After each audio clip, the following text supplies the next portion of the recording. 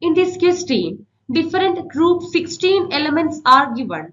We have to choose the one which doesn't show -2 oxidation state. -2 oxidation state denotes that element can accept 2 electrons. Now let's come to the options given here. The first one is tellurium. Tellurium can accept 2 electrons to complete their octet. It means they can show -2 oxidation state.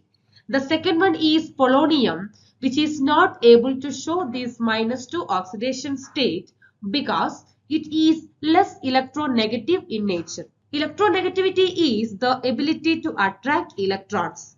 Due to the less electronegativity, polonium is not able to attract the electrons, so they will not show -2 oxidation state.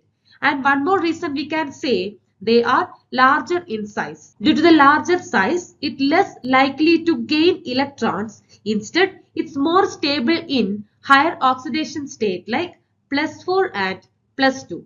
And this can be explained on the basis of inert pair effect, which stabilizes its s electrons. And oxygen is also showing -2 oxidation state. Selenium is also exhibiting -2. So from these options, the one which doesn't exhibit -2 is polonium. So option B is the correct answer.